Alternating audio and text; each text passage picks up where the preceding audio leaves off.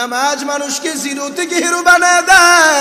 তাকে দেখো হাবশি বেলালের দিকে, কালো একজন সাহাবী, কালো, এমন কালো সাহাবী মানুষ দেখলেই ঘৃণা করে। আল্লাহ, এত কালো সাহাবী কেমনে বানাইলা, এত সাহাবী কেমনে বানাইলা, এত কালো চেহারা, কুৎসিত কালো, তার চেহারার কাইফিয়ত কালো।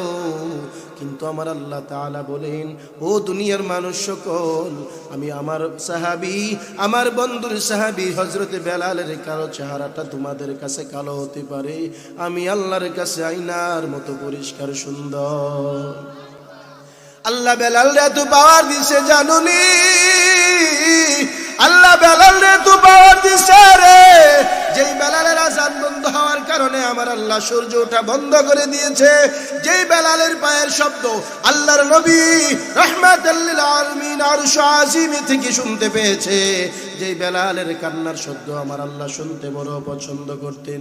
হাবিবরে জানায় দিতেন, হাবিব, বেলালের মাও নাই, বাবাও নাই, আপনি আমার আপনার সাহাবী হযরত বেলাল যেন কান্না না করে হুজরার মধ্যে ডাকায়া নিলেন। আল্লাহর নবী রাহমাতাল লিল আলামিন হযরত বেলালকে সান্ত্বনা দেয় আর বলে, বেলাল রে, টেনশন করিও না, চিন্তা করিও না, আমি রাহমাতাল লিল আলামিন ওয়াদা দিলাম হাসরের ময়দানে ফুলসেরাতের পর হাসরের বিচারের দিন আমার আল্লাহ তাআলা যেদিন বিচার শেষ করে প্রত্যেকটা উম্মতকে জান্নাতের ফয়সালা করে দিবে, ওই দিন আমার আল্লাহ তাআলা আমাকে একটা ঘোড়ার চাওয়ারের মাধ্যমে আমার আল্লাহ জান্নাতে ঢোকার পারমিশন দিবেন। আমি জান্নাতে ঢুকবো আর আমার জান্নাতের ঘোড়ার সফর সঙ্গী হইয়া তুমি বেলাল, আমি নবীর পাশে থাকবা।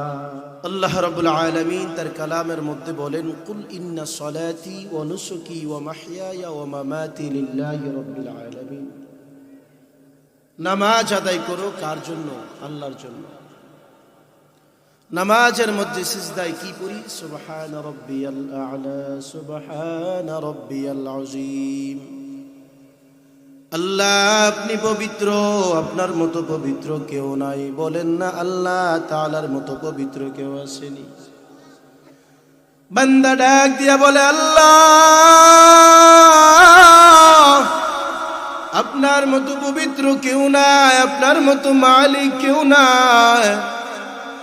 আল্লাহ তখন ডাক দিয়ে বলে, বান্দারে, নামাজের সিজদাতে গিয়া আমি আল্লাহরে তুই পবিত্র বানায় দিলি, তোর মুখটার মধ্যে নাপাকি ভরা, তারপরও তুই আমি মালিক রে বললি, মালিক তুমি পবিত্র, মালিক তুমি পবিত্র।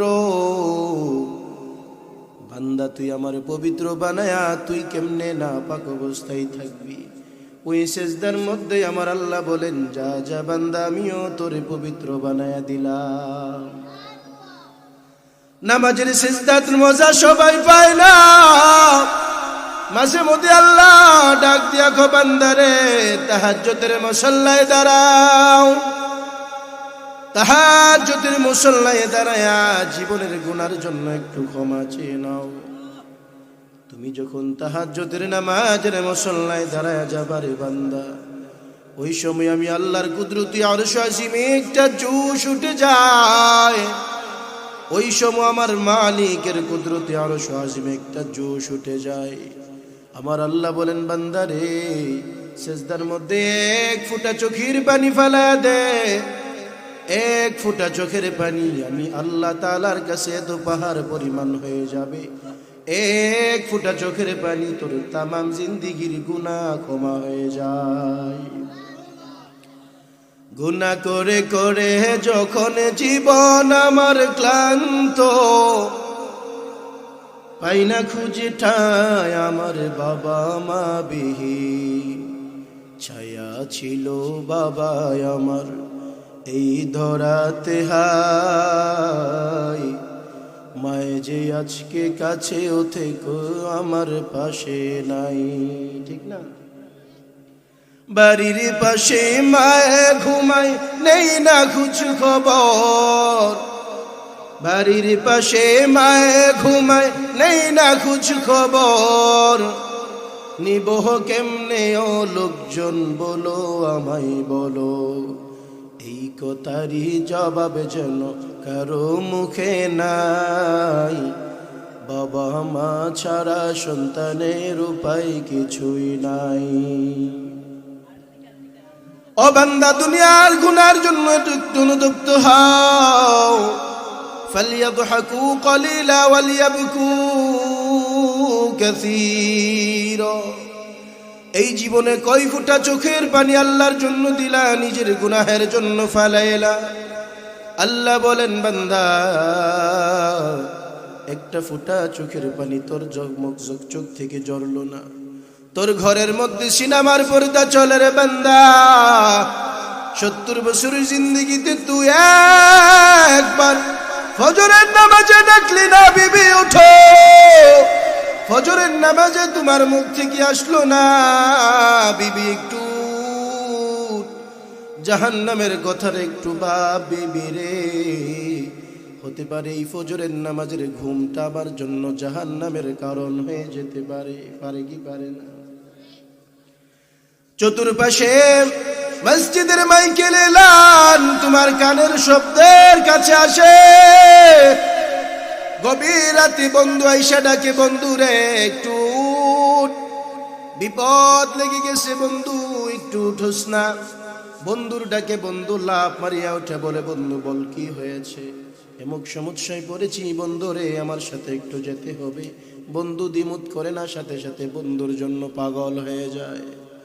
আল্লাহ বলেন, বান্দা, দুনিয়ার হারাম বন্ধু, ওই না ফরমান বন্ধু তোরে 3টা বাজে ডাকলো, ওই বন্ধু তোরে কোনোদিন নামাজের দিকে ডাকলো না, ওই বন্ধু তোরে আল্লাহর দিকে ডাকলো না, ওই বন্ধু তোরে নবীর পথে ডাকলেন না। দুনিয়ার জগতের বন্ধুর পেছনে সময়টাকে ব্যয় করতে তোর বড় আনন্দ লাগলো। ও বান্দা, গভীর রাতে যে আমি আল্লাহ তাআলার মাইকের আওয়াজে ডাকলাম, আল্লাহু আকবার, আল্লাহু আকবার, আমি আল্লাহই সবচাইতে বড়। আমি আল্লাহ যে ডাকলাম, হাইয়া আলাস সালাহ, আরে বান্দা নামাজের দিকে আয়।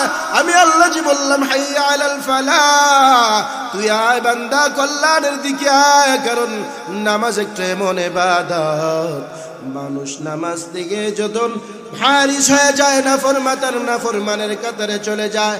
আরেকটা মানুষ যখন নামাজ নাফরমানের কাতারে নামাজের মধ্যে শরীক হয়ে যায়, নবী বলেন, লোকটাকে আমি আল্লাহ তাআলা, আমার আল্লাহ এই লোকটাকে জিরো থেকে হিরো বানায়া কবরে নেয়।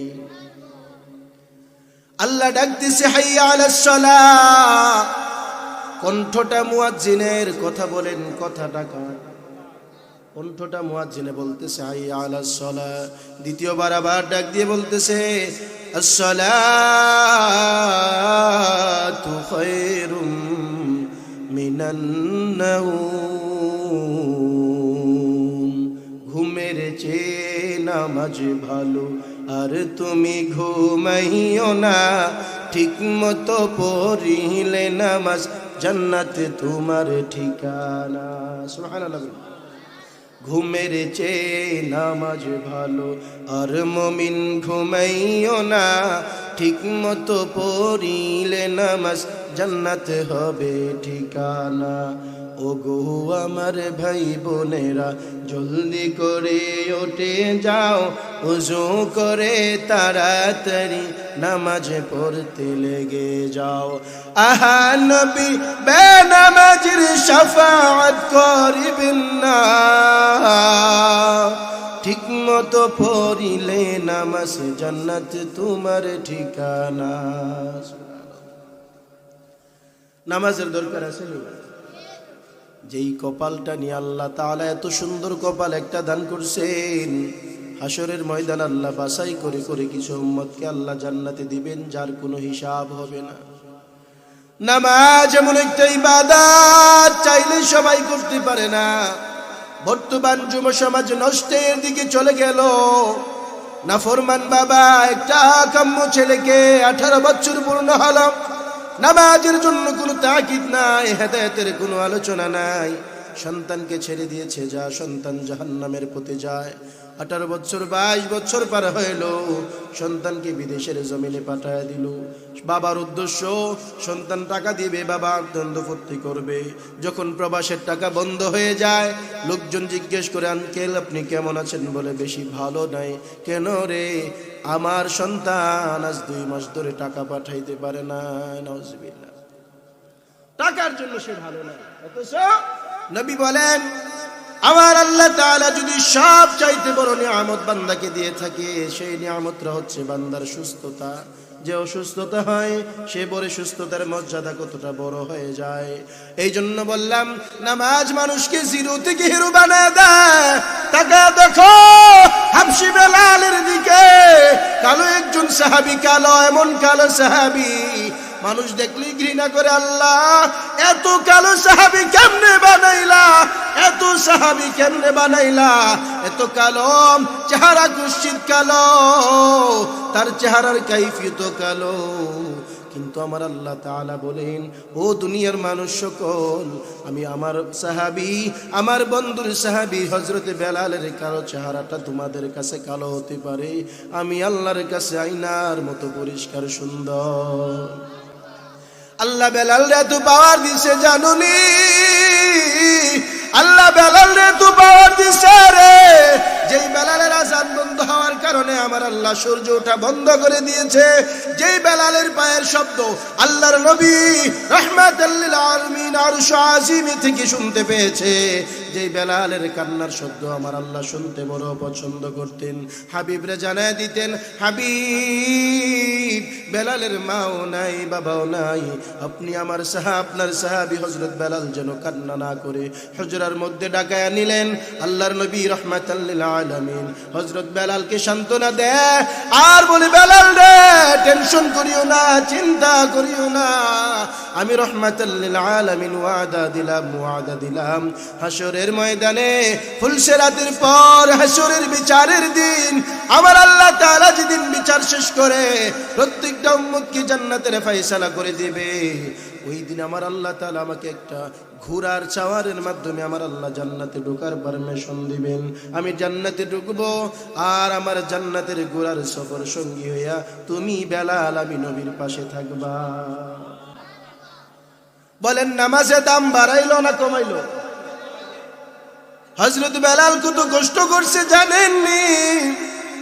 আরবের মধ্যে হযরত বেলালের পাও দুইটা মধ্যে রশি লাগাইয়া, হযরত বেলালের পায়ের গোড়ালির মধ্যে রশি লাগাইয়া কাফেররা টানে।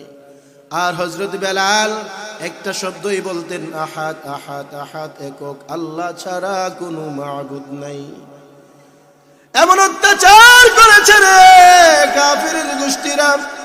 হযরত বেলালের পিঠ এমন ভাবে শিরা ছিলছে, ওই শিলা পিঠের মধ্যে আবার গরম পানির মধ্যে আবার গরম পানি ডাইলা দিছে। হযরত বেলাল কষ্ট নির্যাতন হইয়া হযরত বেলালের গায়ের মধ্যে চাদর জড়ায়া এরকম ভাবে চাদরটা ডাইকা নবীর কাছে এসে বলতেছেন, ইয়া রাসূলুল্লাহ, ইয়া হাবিবাল্লাহ, আপনি কি আমাকে ভালোবাসেন? হযরত বেলালের কথা শুনে নবী অবাক হয়ে গেলেন। ও বেলাল, আমি যদি তোমাকে ভালোই না বাসতাম, আমি কেন তোমাকে এত এত দায়িত্ব দিলাম, মসজিদে নববীর আজানের দায়িত্ব দিলাম? ও বেলাল, আমি যদি তোমাকে নাই ভালোবাসতাম, কোনোদিন আমার আশেপাশে তোমাকে রাখতাম না। সুবহানাল্লাহ। হযরত বেলাল নবীর কষ্টের কথা মনে করে, ওই কষ্টটা আমি যদি বলি, ইয়া রাসূলুল্লাহ, আজ কালেমা পড়ার কারণে কাফেররা আমার দুইটা পায়ের মধ্যে রশি লাগায়া দিছেন। ও ইয়া রাসূলুল্লাহ গো, তাকে দেখেন না, আমার পিঠটা ছিলা গেছে, আমি আর ব্যথা সহ্য করতে পারছি না। হযরত বেলাল এই নবীর কষ্ট পাইব, মানে নবী কষ্ট পাইব হযরত বেলালের কথা শুনে, এই বাইলা নবীর কাছে যাইয়া কথাটা কই নাই। সুবহানাল্লাহ। বলেন কতটুকু ভালোবাসছেন। আল্লাহর নবীর সাহাবী হযরত বেলাল চাদর দিয়া পিঠটা ডাকলেন, ডাইকা আবার ঘর থেকে বের হয়ে গেলেন। যাইয়া একটা খেজুর গাছের মধ্যে, খেজুর গাছের নিচের মধ্যে বৈশা বৈশা 2 ফোঁটা চোখের পানি ছেড়ে ছেড়ে কাঁদতেছে। আরে ও আরশের আসিমের মালিক, আমার ভিতরটা যেন ফেটে যায়। নবীর দরবারে গেলাম, আমি তো কিছুই বলতে পারলাম না। ও আল্লাহ, ব্যথা সহ্য করতে পারি না রে, আর সহ্য করতে পারি না। একটাই কারণ, একটাই আমার অপরাধ, আমি এই জবানে পড়েছি লা ইলাহা ইল্লাল্লাহ মুহাম্মাদুর রাসূলুল্লাহ সাল্লাল্লাহু আলাইহি ওয়াসাল্লাম। হযরত বেলাল চাদরে শরীরটা ঢাইকা কুফায়া ফুফায়া কান্দে, আর আসমানের দিকে তাকায়া তাকায়া আমার আল্লাহরে তালাশ করে, আল্লাহ ব্যথা সহ্য করতে পারি না গো, একটা ব্যবস্থা করো। এর মধ্যে অন্যান্য সাহাবীরা এসে হাজির হয়ে গেলেন। বেলালের চোখে পানি। হযরত আবু বকর বলতেছেন, তোমার বাবা মায়ের জন্য বুঝি কষ্ট হইতেছে? বলেন, না রে না, আমার বাবা মায়ের জন্য কোনো কষ্ট নাই। আরেকজন সাহাবী বলেন, ও বেলাল, তোমার চলতে বুঝি সমস্যা হয়, আমার কাছে বলতে পারো, বাইতুল মাল থেকে তোমার জন্য একটা বেতন নির্ধারণ করে দিব।